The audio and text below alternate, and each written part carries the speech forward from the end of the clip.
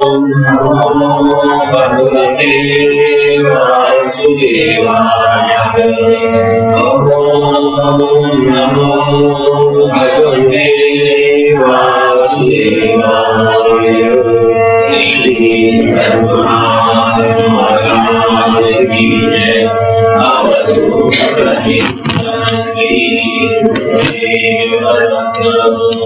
परम पूज्य श्री सद्गुरु संत ज्ञानेश्वर महाराज की जय।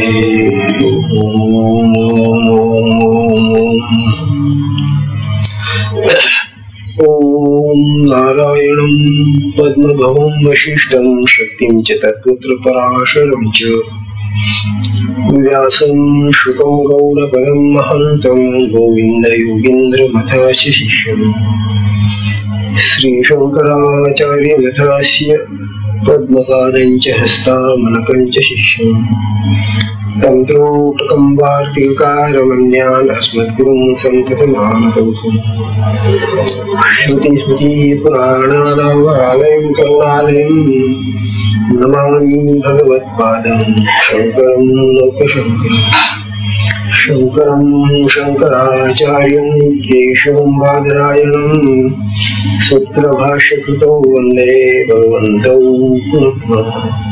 नित्यं शुद्धं निराभासं निराकारं निरञ्जनं नित्यबोधं चिदानन्दं गुरुं ब्रह्म नमाम्यहं। गुरुं ब्रह्म नमाम्यहं। ब्रह्म नमाम्यहम्। ईश्वरो गुरुरात्मेति मूर्तिभेदविभागिने व्योमवद्व्यक्तदेहाय दक्षिणामूर्तये नमः। दक्षिणामूर्तये नमः।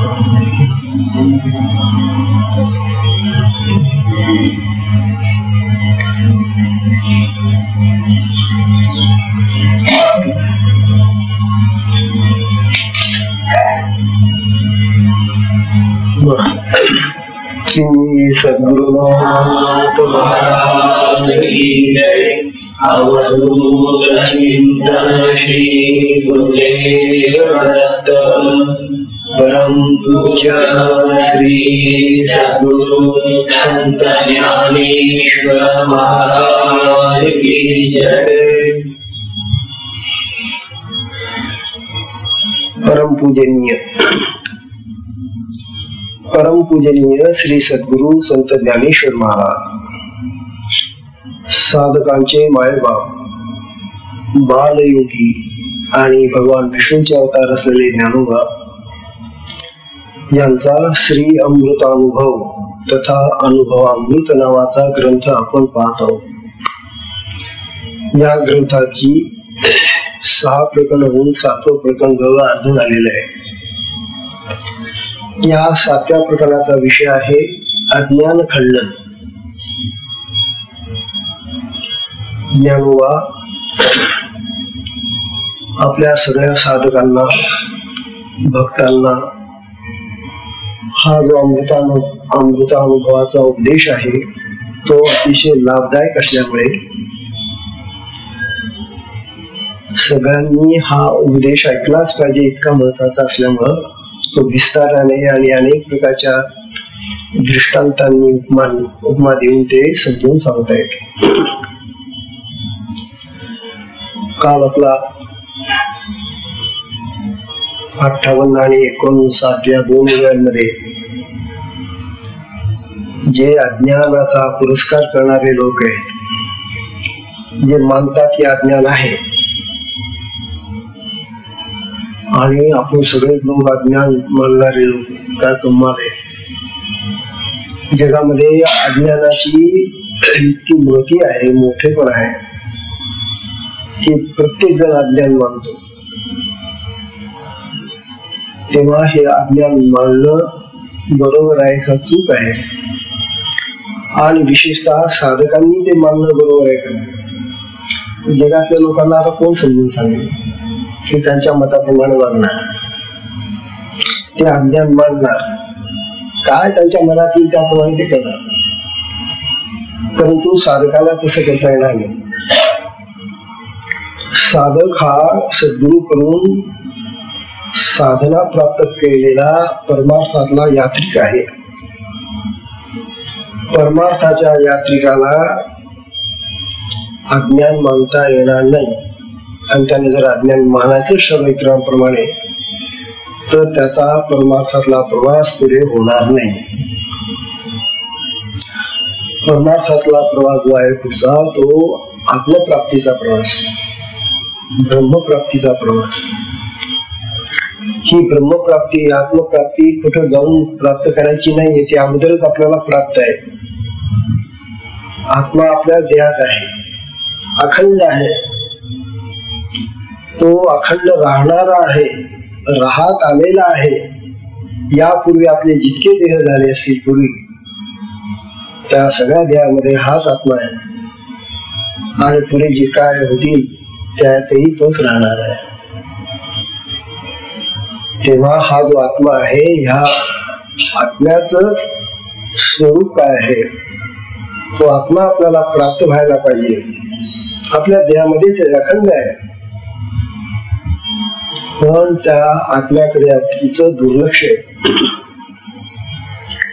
आत्म्याकडे दुर्लक्ष झाणारे झालं की आत्म्यामध्ये असलेलं जे अज्ञान, आत्म्यामध्ये असलेलं जे ज्ञान आहे ते ज्ञानही आमचं सुटून जातं, आणि मग आम्ही देह भावनेवर येतो. मी कोण, तर मी अमुक नावाचा मनुष्य, स्त्री, पुरुष. देह भावावर येतो, मी देह आहे, मी जीव आहे. अशा प्रकारची समजूत करून घेऊन माणूस मरेपर्यंत देहभावावरच राहतो. त्याला त्या शिवभावावर, त्या आत्मभावावर जाताच येत नाही, आणि ते तसं जाता यावं म्हणून हा प्रपंच ज्ञानोबा आपल्याला अमृतानुभवामध्ये त्यांचा अमृताचा अनुभव सांगताय. अमृत कुठे आहे? आत्म्यात. आत्मा अमर आहे, तो आपल्या देहात आहे. आपल्या देहात असलेला आत्मा अमर असून त्या अमृताचं पान, त्या अमृताचं पेय ज्ञानोबा या ग्रंथांमधून आपल्याला पाजण्याची इच्छा करतात. अहो साधकांनो, तुम्ही तरी प्या, जगातले इतर लोक तर काही पिणार नाही, पण त्यांना हा आत्मा वगैरे काही. म्हणून साधकांसाठी हा फार अट्टहासाने चाललेला असा प्रयत्न आहे ज्ञानोबांचा. आणि ज्ञानोबा वारंवार इतके सोपे दृष्टांत देऊन इतक्या सोप्या पद्धतीनं मराठी भाषेमध्ये आपल्याला समजून सांगतायत. अज्ञानवादी लोकांचा हट्ट असा आहे की ते सोडायला तयार नाही. ते म्हणतात अज्ञान आहे. आपण प्रत्येक जण पाहणं अज्ञाना संबंधी होतो. हा लहान मुलगा अज्ञानी आहे, जाऊ त्याला काय म्हणतात अज्ञान आहे. अज्ञानाची भाषा आमच्या तोंडामध्ये आमच्या बालपणापासून बसलेली आहे, आणि म्हणून हे जे अज्ञान अज्ञान अज्ञान म्हणतात, हे अज्ञान असल्यामुळं त्या आत्म्याचं ज्ञान होईल कसं? तेव्हा हे जे अज्ञानवादी लोक आहेत त्यांचं म्हणणं असं होतं. काल आपण 2 मुलांमध्ये पाहिलं पुन्हा ते म्हणत होते ते असो जी वेगळे आत्मपणेची निखळे 58वी होती. आत्मा अज्ञान मिळे असे तेणे. ओव्या ज्ञानोबांच्या ज्या आहेत त्या प्राचीन यादवकालीन मराठी भाषेतल्या आहेत, त्यामुळे ती भाषा आता आपल्याला परिचित नाही, म्हणून त्या ओव्या कठीण वाटतात. वास्तविक मराठी भाषेतली आजची खिचडी भाषा आहे आपली. त्यामुळे ज्ञानोबांची जी भाषा आहे ती शुद्ध मराठी प्राकृत भाषा आहे. तेव्हा तो अज्ञानवादी काय म्हणत होता, ज्ञानोबा म्हणतात की जेव्हा आत्मा निर्माण झाला असेल, आत्मा निखळ आहे ना, हो. ज्ञान नाही त्याच्यामध्ये, हो. तो शुद्ध आहे ना, हो. पण जेव्हा तो शुद्ध बनला असेल त्याच्या पूर्वी अज्ञान असेल तर त्याच्यामध्ये मिसळला असेल ना, अरे काय वेगळेपण आहे असा हट्ट धरतात. पुष्कळ आता जवळ या अज्ञानाबद्दल आमच्या कितीतरी आता ओव्या वाचून झालेल्या असतात. नंतर ते म्हणतात, उदाहरण देऊन काल सांगितलं त्या नियमानं 59व्या ओवी. 59व्या ओवीमध्ये त्या अज्ञानवादी म्हणाले होते, जैसे न करिता मंथन काष्टी अवस्थान, जैसे का हुताशन सामर्थ्याचे. ही अमृतानुभवातली 59वी ओवी आहे, 7व्या प्रकरणाची. या ओवीमध्ये ज्ञानोबाला ते सांगता येते, अज्ञानवादी, अहो महाराज, तुम्ही अज्ञान मान्य करा आमचं. अहो म्हणे, हे जे लाकडं असतात ना, काष्ट म्हणजे कोरडं लाकूड. जैसे न करिता मंथन काष्टी अवस्थान, जैसे का हुताशन सामर्थ्याचे. अहो म्हणे, या लाकडामध्ये, कोरड्या लाकडामध्ये हुताशन म्हणजे अग्नी आहे ना, ही 2 लाकडं जर आपण मंथन केलं म्हणजे त्यांच्यावर घासली ती अशी, तर अग्नीची ठिणगी पडते. मग अग्नी कुठून आला? म्हणजे त्या लाकडामध्ये तो अग्नी होता ना. तसं अज्ञान आत्म्यामध्ये आहे असं मला, असं हे अज्ञानवादी म्हणून राहिले. त्या अज्ञानवाद्यांनी खूप पुष्कळ गोष्टी सांगून झालेल्या आहेत. आता त्यांनी तुम्हाला सांगत नाही, कारण पुढे आपल्याला तुझा भाग पाहायचा आहे. ते आतापर्यंत सांगत होते की हे प्रमाण, प्रमेय, प्रमाता, सारी प्रमाण जेवढी आहेत ती सगळी अज्ञानाचं कार्य आहे.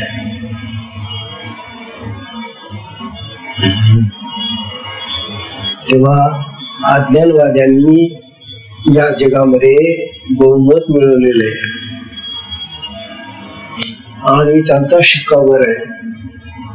ते जे बोलतात तेच खरं असलं पाहिजे असं आम्हा साधकांना वाटायला लागतं, आणि म्हणून आम्ही त्यांच्या पंक्ती जाऊन बसतो. ज्ञानोबा आता याला उत्तर देत आहे. आजची ओवी जी 60वी ओवी आहे त्यामध्ये ज्ञानोबा या अज्ञानवाद्यांना उत्तर देत आहे. ती 60वी ओवी अशी आहे.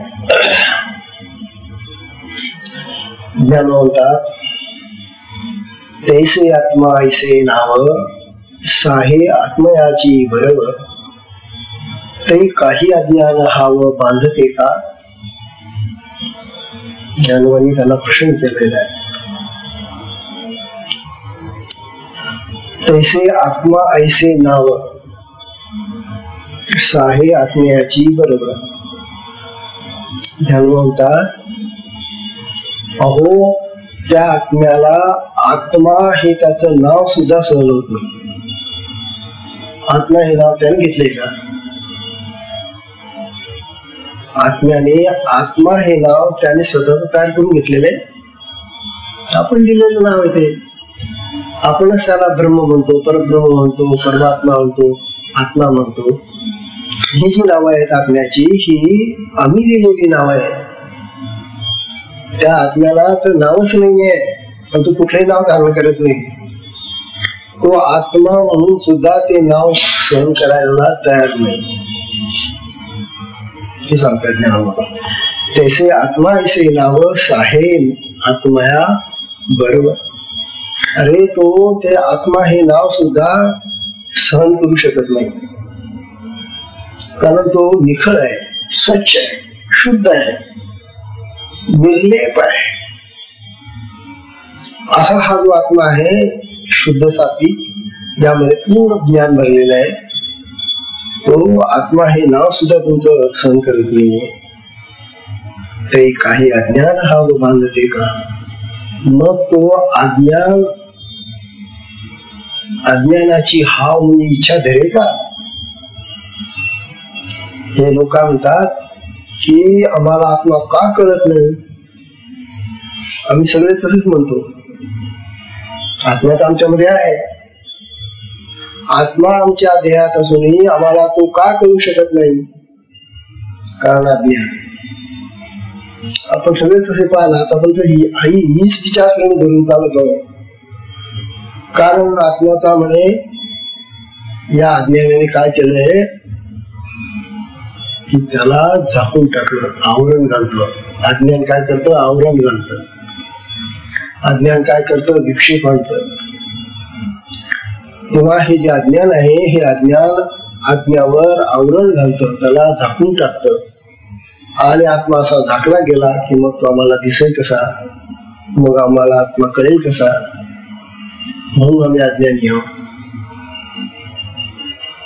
खरंच आपल्या सगळ्यांची मत अशी होती आतापर्यंत. ज्ञानवा आता हे आपल्याला सांगतायत नाही. ज्ञानवा म्हणतात ही चुकीची गोष्ट आहे.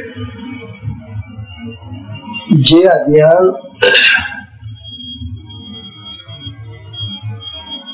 कल्पित आहे, अज्ञान हे कल्पना आहे आपली, नुसती कल्पित गोष्ट. जसं मृगजळ, मृगजळ हे जसं कल्पित आहे, जळ नसतं तिथं, पाणी नसतं तिथं, पण आम्हाला दुरून दिसतं ते पाण्यासारखं. म्हणून मृगजळ, मृग फसतात बिचारे हरणं. त्याप्रमाणे हे जे अज्ञान तुम्ही म्हणताय, हा कुठल्याही प्रकारचा झाकणारा असा वस्तुप्रत असा समुदाय नाही. मग तो आत्म्याला झाकेल कसा? ज्या आत्म्याला आपलं नाव सुद्धा सहन होत नाही, त्याला हे अज्ञान सहन होईल का? त्याच्या आलं. तेव्हा अज्ञान नावाची गोष्टच नाही. ज्ञानोबा सांगणारे अज्ञान हा शब्द आहे, पण तो आम्हीच बनवलेला आहे. डिक्शनरीमध्ये सगळे शब्द येते, परंतु त्या शब्दाचा वाचक असा पदार्थ नाहीये, वस्तू नाहीये. जसं ख पुष्प, आकाशाचं फूल शब्द आहे, आकाशाचं फूल, परंतु तसं फूल कोणी पाहिलं नाही. म्हणून ज्ञानोबा म्हणतात आकाश पुष्प हे जसं काल्पनिक आहे, किंवा सश्याचं शिंग, सश्याला शिंग असतं का? शब्द आहे सश्याचं शिंग, पण वस्तू नाही. बाबुलबुवा, खरंच बाबुलबुवा असतो का? ह्या सगळ्या काल्पनिक गोष्टी आहेत. तसंच अज्ञानही काल्पनिक आहे. आणि म्हणून जे काल्पनिक असतं, जे वस्तुस्थितीला धरून नाहीये, ते आत्म्याजवळ जाईल कसं? आणि मग ते त्याला आच्छादन करीत कसं? झाकेल कसं त्याला? पुन्हा ते जड आहे असं नसतं.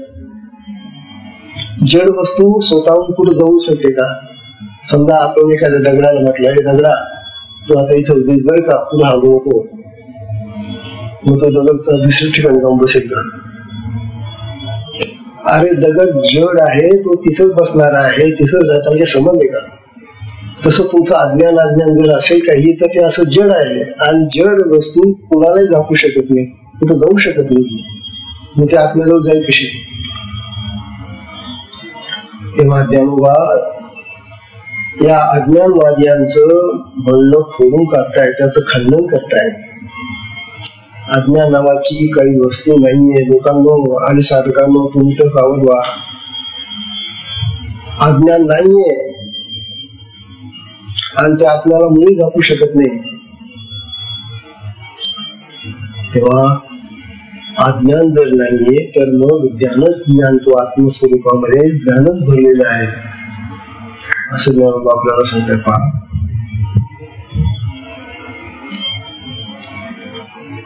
आत्म्याला जाणणारा कोण? प्रश्न निर्माण होता. आत्मा झाकला जातो का? नाही. मग असा न झाकला जाणारा आत्मा जर आमच्या देहात आहे, तर मग त्याला कोण जाणतो? असा प्रश्न निर्माण होतो. आणि फार महत्वाचा प्रश्न आहे हा. कारण आता या जन्मामध्ये आम्ही मनुष्य आहोत आणि मनुष्य देहानेच आम्हाला आत्मज्ञान होतं, आत्मा कळतो. इतर देहामध्ये ही संधी नाही. इतर कुठलाही देह घेतला तरी त्या देहामध्ये आत्मप्राप्तीची संधी नाही. म्हणून जोपर्यंत मनुष्य देह आम्हाला लाभलेला आहे तोपर्यंत आमच्या देहामध्ये राहणारा आत्मा आम्हाला समजला पाहिजे, कळला पाहिजे, त्याचं सुख घेतलं पाहिजे, त्याचा आनंद घेतला पाहिजे, त्याचं ज्ञान घेतलं पाहिजे, त्याची शक्ती घेतली पाहिजे. त्याच्यामध्ये सगळं भरलेलं आहे. असा हा जो आत्मराज आमच्या देहामध्ये आहे तो या मनुष्य देहातच आपल्याला सापडेल. अन्य देहामध्ये ही गती नाही, बुद्धी नाही. म्हणून आत्मा कशाने कळेल आता असं विचारतात लोक. तुम्ही आत्मा हा शब्द कशाने म्हणता म्हणे. समजा तुम्हाला म्हणायचं असला आत्मा म्हणावं, म्हणा आत्मा. आता आत्मा हा शब्द कशाने म्हटला तुम्ही. वाणी, वाणीने म्हटलं. बरोबर. या वाणीला कोणी सांगितलं तो आत्मा म्हणून. मनाने. मन, कारण आपल्या इंद्रियांचा स्वामी मन आहे. वाणी असो, कान असो, डोळे असो, हात पाय असो, आपल्या सगळ्या इंद्रियांवर मनाचा ताबा आहे. मन सांगता असं कर, असं कर, तसं कर, तसं करू नको. तेव्हा मनाच्या आधी वाणी आहे. मग ते मन संकल्प विकल्पात्मक आहे. पुन्हा ते संकल्पही करतात, विकल्पही करतात, उलटही चालतं, सुलटही चालतं. ते असं जे मन आहे ते मन वाणीला सांगतं की मन, आत्मा मन. ती वाणी आत्मा म्हणते. पण ही वाणी आणि हे मन दोन्ही इंद्रिय आहेत, इंद्रियजन्य आहेत. आणि या इंद्रियांनाही आत्म्यामध्ये प्रवेश नाही. मग आता आपली ही जी वाणी आहे, ही वाणी वास्तव जी बोलतो आपण, ही 4 प्रकारची वाणी आहे. आपण जे बोलतो ते वैखरी वाणीने बोलतो. त्याच्या अगोदर 3 वाणी आहेत. बरं का, वाणी 3 वाणी आहे त्याच्यामध्ये अगोदर. परा, पश्यंती, मध्यमा आणि वैखरी. वैखरी ही शेवटची वाणी आहे. जे आपण तोंडातून शब्द बोलतो ही वैखरी आहे. तेव्हा या कुठल्याही वाणीचा आत्म्यामध्ये प्रवेश नाही. परेचा सुद्धा नाही. जिथं स्मरण होतं शब्दाचं त्यात परेलाही आत्म्याकडे जाता येत नाही. मग वैखरीतला शब्द कुठे जाईल होती. म्हणून शब्दखंडन नावाचं प्रकरण मागचं झालं 6वं. आता हे अज्ञान खंडन प्रकरण चाललेलं आहे 7वं प्रकरण. म्हणून ज्ञानोबा सांगताय की तुमच्या वाणीचा, तुमच्या भाषेचा, तुमच्या शब्दांचा, तुमच्या विचारांचा कुठलाच प्रवेश त्या आत्म्याच्या ठिकाणी नाही. आत्मा असंग आहे. त्याला कुणाचाही संग देहात राहतो आपल्या, पण देहाशी संग नाही. देहाची घाण त्याला चिटकत नाही. तर देहामध्ये फार घाण भरलेली आहे. डॉक्टर लोक तोंड बांधून ऑपरेशन करतात. आपल्याला माहिती फार घाण येते म्हणे. असा हा जो देह आहे सडका, या सडक्या देहामध्ये तो शुद्ध आत्माराज राहतो. पण कसा राहतो. असंग राहतो. कशाला स्पर्श करत नाही. इतका स्वच्छ राहतो तो, इतका पवित्र आहे तो. मग सांगा तो अज्ञानाला येऊ दे जवळ. तेव्हा अज्ञानोबा सांगून राहिले की अज्ञानाला आत्म्याच्या ठिकाणी येणं शक्य नाही. अशा प्रकारचा हा जो विचार चाललेला आहे ज्ञानोबा आपल्याला सांगून राहिलेले.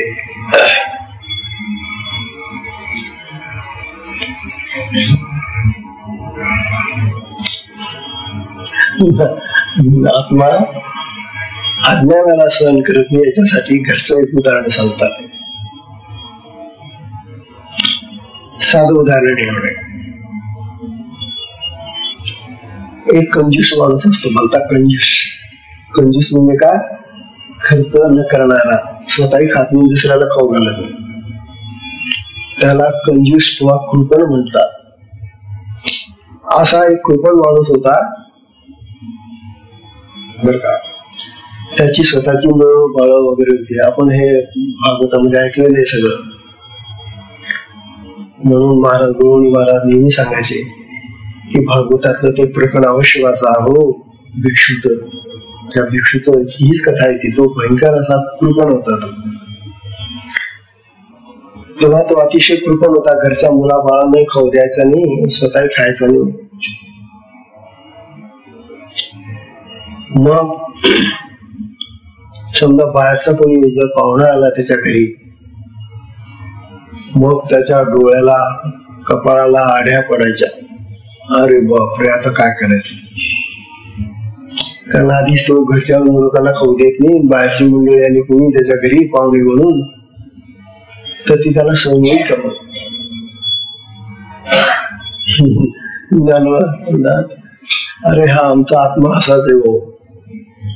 त्याला कुठले आता या देहातले जे सगळे त्याचे आहेत ना, सगळी इंद्रिय, त्याच्या घरची मुलं बाळ आहेत ना, म्हणजे त्या देहामध्ये राहतात ना सगळे, ती सुद्धा त्याला सहन होत नाही. मग बाहेरचा आज्ञा इतका कंजूष येतो आत्मा. म्हणजे कंजूष अशा अर्थाने की त्याला हे असं संग करणं, सोबत करणं, मैत्री करणं हे मुळीच आवडत नाही त्याला, असं ज्ञानोबाला सांगितलं होतं. आता ज्ञानोबा दुसरा दृष्टांत देत आहे. 61वी ओवी येते. या 61व्या ओवीमध्ये ज्ञानोबा आपल्याला सांगताय, काळी दीप जैन लाविजे, त्याची काजळी फेडीजे, का नुगवत्या वाळीजे रुखाची छाया. कळते का ओवी? मराठी आहे. मराठी ओवी असून कळत नाही काय म्हणावं. हे काय हिंदी नाही, काय इंग्रजी नाही, का कुठली फारसी तुर्की भाषा नाही आहे, मराठी भाषा आहे. काही दीप जैन लाविजे, त्याची काजळी फेडीजे, का नुगवत्या वाळीजे रुखाची छाया. सोपी ओवी, सोपी दृष्टांत आहे. ज्ञानोबा असा दृष्टांत देऊन राहिले. अरे दिवा न लावण्याच्या अगोदर, पूर्वी आता हे दिवे आले, पण पूर्वी आपले तेलाचे दिवे असायचे किंवा घासलेटचे दिवे असायचे. दिवा न लावण्यापूर्वी त्याला काजळी येईल का? काजळी येण्यासाठी आधी ती ज्योत लावावी लागते ना, आणि त्या ज्योतीनं मग काजळी येते ना, वर काळ होत ना.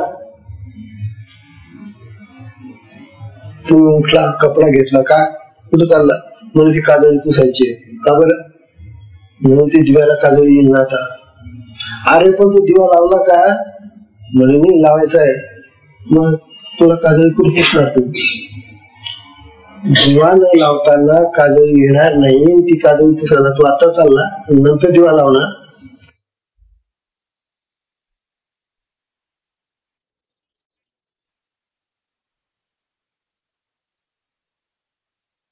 वाळीजे रुखाची छाया. उगवता म्हणजे न उगवलेला. वृक्ष म्हणजे वृक्ष. वृक्ष उगवलेलं नाही अजून तिथं जमिनीवर, आणि त्याच्या छायेमध्ये बसायला चालला. कुठे चाललंय? आता झाडाखाली बसायला. कुठं झाड उगवायचं इथे? झाड उगवायचंय, त्याच्या अगोदर त्याच्या छायाखाली बसायला चालला तू. हे जसं वेगळेपणाचं आहे, तसं अज्ञान आहे, आणि ते अज्ञान आम्हाला आवरण घालतं, आत्म्याला दिसू देत नाही. हे म्हणणं वेडेपणाचं आहे. आपल्याला सांगतात, साधकांनो तुम्ही तरी समजा की अज्ञान नावाची वस्तू नाहीये, एक कल्पित आहे, कल्पना करून ठेवली आम्ही. तुमचा दृष्टांत 62व्या ओवीत ना ज्ञानोबा आपल्याला अनेक दृष्टांतांनी आपली समजूत काढून टाकता येते अज्ञानाची. ते म्हणतात, नाना नुचिता देहदशा, नाना नुचिता देहदशा, कालुनी लाविजे चिकसा, न घरिता आरसा उठीजे काही. सोपी उभी पुन्हा दृष्टांतच आहे. ज्ञानोबा म्हणून आले नाना मुचिता देहदशा. नाना शब्दाचा अर्थ या ठिकाणी किंवा असा आहे बरं का. नाना शब्दाचा अर्थ किंवा असा असतो बरं मराठीमध्ये. आणि आपले नेहमीचा अर्थ नाना म्हणजे नको नको असा आहे. नाना म्हणजे निगेटिव्ह भाषा आहे ती. लोकांना नाना शब्द फार आवडतो, ते आपल्याला नाना म्हणून घेतात. वास्तविक नाना शब्द चांगला नाही, नकारार्थी शब्द येतो. नकार नको, आपला होकार पाहिजे. दादा म्हटलेलं चालेल. दा म्हणजे दिये ती दादा, देणारा तो दादा. नाना म्हणजे नको नको, नाही नाही नाही, नो नो नो म्हणजे नाना. तेव्हा या ठिकाणी नाना शब्द आलेले बरं. नाना मुचिता देहदशा किंवा इथं किंवा असा अर्थ आहे नाना शब्दाचा. ज्ञानोबा म्हणतात किंवा देहदशा मुठता. अहो त्या बाईला अजून मुलंच झालेलं नाहीये आणि त्या मुलाच्या अंग धुण्यासाठी एक जण चिक्सा बनवला. चिक्सा म्हणजे दिवाळीला आपण हे करतो ना, अंगाला लावायचं उठणं. ती बाई उठणं तयार करून राहिली. कशासाठी? अमुक ते मुलं जन्माला आलं की त्याच्या अंगाला लावायचं. अरे पण ते अजून जन्माला यायचंय ना, कुठे चालली उठणं लावायला त्याला? जन्माला येणाऱ्या बालकाला अजून ते आलेले नाहीये, येईल का नाही कोणाच ठाऊक, आणि तू उठलं तयार करून राहिली त्याच्यासाठी. हे जसं चुकीचं. नाना मुचिता देहदशा, देहदशात आलीच नाहीये आणि काय करतायत? कालवणी लावी चिक्सा, चिक्सा काढून राहिले. किंवा दुसरं उदाहरण देतात ज्ञानोबा. न घडिता आरसा उठी जे काही. आरसा तर नाहीये, पण हा म्हणतो त्या आरशाला मला स्वच्छ करायचंय. कापड द्यावं, कापड द्यावं, कपडा द्यावं मला. मग कशाला पाहिजे? म्हणे आरसा स्वच्छ करायला. कुठे आरसा? आरसा आणायचा ना बाजारात. बाजारातून येणाऱ्या आरशाला आतापासून कापड घेऊन तो स्वच्छ करण्याची तयारी करून राहिला. तो का मळलेला आणेल का? मग बाजारातून येणारा जो आरसा असेल तो काय मळलेला असेल? पण तो अजून नाही घरीच आलेला नाही ना, तू कुठे घेऊन त्याला कापड त्याला पुसायला? तद्वत या आत्म्याला अज्ञानाचा स्पर्श नाही. आत्म्यामध्ये अज्ञान येऊ शकत नाही. अज्ञान आत्म्याला झाकू शकत नाही. तेव्हा हे अज्ञान नावाचं जे आम्ही काहीतरी मनामध्ये फूल घालून बसलेलो आहोत ते काढून टाका. साधकांनो, विशेषतः साधकांसाठी. किंवा पुस्तक उदाहरण, किती उदाहरणं द्यावी ज्ञानोबांनी. एक गोष्ट समजून घालण्यासाठी ती ज्ञानोबा अनेक उदाहरणांनी आपल्याला पक्की ठसवताय. पण आम्ही असे पक्के की ऐकून तर घेतो ज्ञानोबांचं, पण घरी गेल्यानंतर तसे तसे फार पैसे. ज्ञानोबांनी आतापर्यंत कितीतरी गोष्टी समजून सांगितलेल्या आम्हाला, पण आम्ही ऐकून तर घेतो इथं. हा काय ज्ञानोबा समोर सांगतो. वा वा. आणि घरी गेल्यानंतर कोण ज्ञानोबान काय सांगितलं त्याने, कसलं काय काय नाही, आपल्या जगाचं राडगाड सुरू. असा प्रकार सध्या सुरू आहे. ज्ञानोबा पुढचं उदाहरण 63वी ओळी. या 63व्या ओळीमध्ये ज्ञानोबा सांगून राहिले का ओव्हाच्या दुधी, का ओव्हाच्या दुधी सायची असावी आधी. काय ओव्हाच्या दुधी सायची असावी आधी, मग ते फेडू ही बुद्धी डोकीचे. म्हणतात काय बुद्धिमान मनुष्य व्हा. तो म्हणतो की गाईच्या धारेमध्ये जे दूध आहे ना, गरजात अजून काढायचं आहे ते, आधी म्हणे त्याची साय बाजूला करून टाका. आता गाईच्या स्तनामध्ये जे दूध आहे त्याची साय बाजूला करावं नाही, म्हणून सायच येणार नाही आपल्या. अरे वेड्या, साय सगळं दूध काढून झाल्यानंतर तापवल्यानंतर साय येते ना रे. दुधामध्ये साय असतं हे खरं आहे, परंतु तिला गाईच्या त्या धारेमधून येते साय. त्या धारेत साय आहे, ती कशी काय दूर करणार तू, नाही का? ओहाच्या दुधी, ओह म्हणजे काख किंवा स्तन, त्या स्तनामध्ये जे दूध आहे त्या दुधाला साय नको आम्हाला साय आवडत नाही, मग ती दूर करून टाका म्हणून. सायची असावी आधी, मग ते फेडून दे बुद्धी पवाडुकीचे. तेव्हा ती दूध काढण्याच्या अगोदर साय पूर्वीच काढून टाका. असं चातुर्य, अशी चतुरता बुद्धीमध्ये असली पाहिजे, म्हणून ही माणसाला बिना साईचं दूध काढता आलं पाहिजे. करून दाखवलं म्हणा. कुठल्या म्हशीचं किंवा गाईचं दूध काढताना साय बिना काढून दूध काढशील, हे जसं शक्य नाहीये तसं अज्ञान आत्म्यामध्ये जाऊ शकत नाही. हे सगळे दाखले एवढ्यासाठी देतात ज्ञानोबा की हे जर शक्य असेल तर अज्ञान सुद्धा शक्य होईल, आणि हे जर शक्य नाहीये तर अज्ञान सुद्धा आत्म्यामध्ये जाऊ शकत नाही, असे हे दृष्टांत आहे. तेव्हा 64व्या ओळीत सांगितलेलं, दैसे आत्मयाचे ठाई जे आत्मपणा ठावो नाही, ते अज्ञान काही सारी से दिखे सारी खेदी कैसे. काय म्हणतात? दैसे आत्मयाच्या ठाई जे आत्मपणा ठावो नाही, ते अज्ञान काही सारिखे कैसे. अहो, ज्या आत्म्याला आत्मा हा शब्द सुद्धा सहन होत नाही, ते आधी सांगितलं. त्या आत्म्याच्या ठिकाणी आत्मपणा हा शब्दही नाहीये, तो शब्दही त्याला सहन होत नाहीये.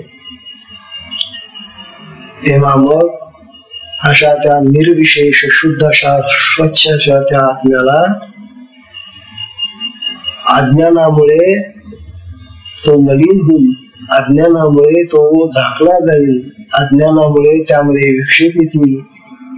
हे तुमचं बोलणं अगदी चुकीचं वेडेपणाचं आहे, असं ज्ञानोबा समजावे. म्हणून अज्ञान नावाचं काहीही नाहीये. अज्ञानाची कल्पना डोक्यातनं काढून टाका, असं ज्ञानोबा समजावे. इतकं सूक्ष्म चिंतन जो मनुष्य करेल, ज्ञानोबा समजा, इतकं सूक्ष्म चिंतन जो करेल त्यालाच हा अमृतानुभव गोड लागतो. अमृतानुभव हा करमणुकीचा ग्रंथ नाही, यामध्ये चिंतन आहे. यामध्ये पराकाष्ठेच सुख देणार आत्म्याचं सौंदर्य आहे. पराकाष्ठेच सुख देणार आत्म्याचं सौंदर्य आहे, असा हा ग्रंथ आहे. कारण ज्ञानोबांनी हे जे सांगितलेले विचार आहेत हे त्यांचे अमृताचे अनुभव आहे, आणि हे अमृताचे अनुभव त्यांनी आत्मचिंतनातून आत्मस्थितीमध्ये जे त्यांना कळलं ते साध्या स्थितीत आपल्यासारख्या आल्यानंतर मग सांगता येते आपल्या गुरु महाराजांच्या पुढे. मग आता कल्पना करा की ज्ञानोबा हे जे विचार सांगतायत आपल्याला, ह्या ज्या गोष्टी सांगतायत हे त्यांच्या आत्मस्थितीतून आलेले विचार आहेत, आणि आम्हाला ती आत्मस्थिती माहितीच नाहीये. त्या आत्मस्थितीचा अनुभवच आम्हाला नाहीये. आम्ही तर देहबुद्धीवर आहोत. देह हाच आत्मा आहे असं समजून वागतो आम्ही, मी मी मी मी. त्यामुळे देहबुद्धिवान माणसाला अमृत अनुभवाचे हे ज्ञानोबांचे विचार कसे पसतील हो, कसे रुजतील हो, आधी पटले पाहिजे. रुसले पाहिजे, मग मनुष्य चांगलं खावतो ना.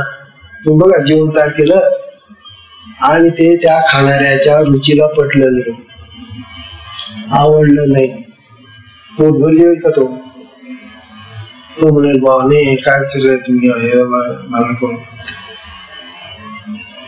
तसं हे अमृतानुभवाचं हे जे अन्न आहे, हे अन्न पचण्यासाठी, रुचण्यासाठी आधी पूर्वतयारी लागते. आणि अशी जर पूर्वतयारी साधकाचीच असते फक्त असावी तरच त्याला साधक म्हणावं. जो साधनाही करत नाही, साधनाच करत नाही, त्याला साधकच काय म्हणणार. म्हणून साधकाने आधी साधना करून आपली साधक अवस्था पक्की करावी असं ज्ञान म्हणतात. आणि मग अशा पक्व अवस्थेमध्ये हा अमृतानुभव ऐकावा, मग त्याला तो कळतो. म्हणून साधकांसाठी हा ग्रंथ आहे आणि म्हणूनच आपण इथे तो घेतलेला आहे. तेव्हा ह्या अमृतानुभवाचा आनंद आपल्याला जर होत असेल तर फारच आनंदाची गोष्ट आहे. आणि जर त्या अमृतानुभवामधून आपल्याला करून होत नाही, आनंद वाटत नाही, कंटाळवाणे वाटत, जड आहे असं वाटत असेल तर ऐकूनही काही उपयोग नाही असं ज्ञान म्हणतात. ज्ञान म्हणतात माणूस संसारात असो नाही तर परमार्थात असो. तसं तर आम्ही सगळे संसारातच आहोत. आता माणूस संसारात असो नाही तर परमार्थात असो,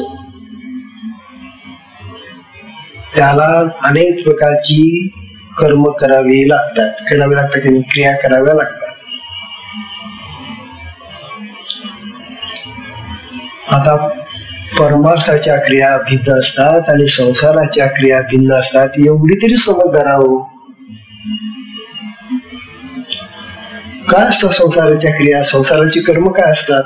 आता आपण सगळे संसारी आहोत. व्यापार धंदा, स्वयंपाक, खावणं पिणं, काय नाना प्रकारे जेवढ्या क्रिया आहेत आपल्या दररोजच्या, या संसारी माणसाच्या क्रिया आहेत. मग परमार्थाच्या क्रिया काय असतात. परमार्थाच्या क्रिया आहेत पूजा करणं है ना, देवाची पूजा करायची, काही पाठांतर करायचं आहे की नाही, तीर्थयात्रा करायच्या, काही आणखी ग्रंथ वाचन करायचं. जे परमार्थाला उपयुक्त आहे ते करणं म्हणजे त्या परमार्थाच्या क्रिया. आणि संसाराला जे उपयुक्त आहे ते करणं म्हणजे संसाराच्या क्रिया. आता काय गंमत झालेली आहे की परमार्थी संसाराच्या क्रिया करायला लागला आणि संसारी परमार्थाच्या क्रिया करायला लागला. डोकं संसारात आहे आणि तो करू इच्छितो परमार्थाची क्रिया. कशी चांगली जमेल की. तो परमार्थी आता परमार्थाला लागून सगळे साधक परमार्थी आहेत आपले, आणि यांना आता संसार आवडायला लागला. ज्यांना आता संसाराची जास्ती ओढ लागली, संसारामध्ये जास्त रमायला लागले, कसं चांगलं होईल. अरे त्याला भेद समजून घ्या. म्हणून ज्ञानोबा आपल्याला सांगायले की अमृतानुभवाची चव तुम्हाला कशी मिळेल मग चांगली. कारण असा गोंधळ झालेला आहे ना सगळा क्रियांमध्ये. म्हणून परमार्थाच्या क्रिया ज्या आहेत त्या परमार्थाच्या क्रिया करण्यामध्ये आनंद आहे, सुख आहे, समाधान आहे. आणि संसाराच्या क्रिया करण्यामध्ये कटकटी आहे, ताप आहे, संताप आहे, भांडण आहे, नाना प्रकार आहे त्याच्यामध्ये. तात्पर्य सुख आणि दुःखाने संसार भरलेला आहे आणि परमार्थ केवळ सुखासाठी. बघा आता निवडा. परमार्थ हा केवळ सुखासाठी आहे, आत्मसुखासाठी, आणि संसार हा सुख दुःखांनी मिश्रित आहे, तो भरलेला आहे. आणि म्हणून आम्हाला संसारामध्ये अनेक प्रकारचे दुःख येतात, त्रास होतो, सुख येतं काही वेळेला, त्याला सुख म्हणतो आम्ही. परंतु संसारातलं सुख हे नश्वर सुख आहे, तात्कालिक आहे, क्षणजीवी आहे, क्षणभंगूर आहे, नाशवान आहे.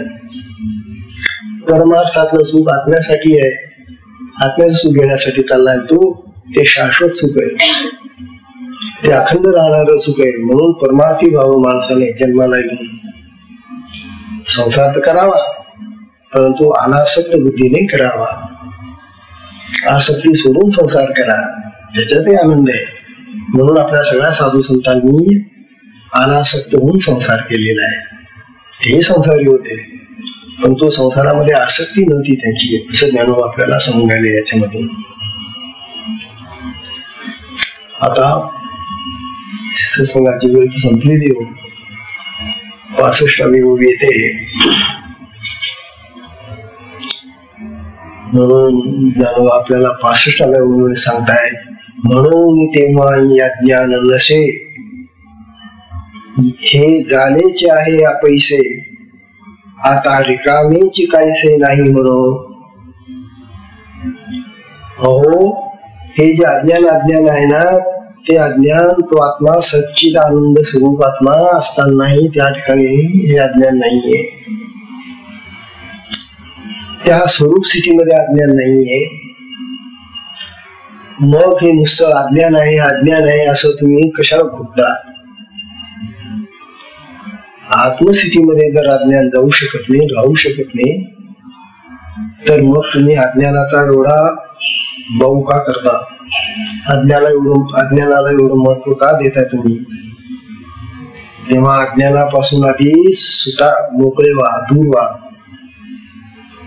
अज्ञानाचा हा गळफास आधी काढून फेकून द्या आणि स्वच्छ होऊन बाहेर या आणि ज्ञान मिळवा, असं आपल्याला ज्ञानोबा सांगताय. आणि त्या दृष्टीनं आता त्यांनी पूर्व पक्षाचं जे अज्ञानवादी लोकांचं म्हणणं होतं ते खोडून काढलेलं आहे. आणि आता ते ज्ञानासंबंधी पुढचा आपल्या अज्ञानासंबंधीच, परंतु तो भाव ज्ञानाकडे कसा लावायचा हे आता आपल्याला पुढे सांगणार आहे. 66वी ओवी आता जी येणार आहे ती फार महत्वाची ओवी आहे. म्हणून या ओवीसाठी आता आपल्याला आणखी वेळ आता नाहीये. सत्संगाची वेळ संपल्यामुळे सत्संगाला विश्राम देऊया आपण. हरि ओम तत्सत.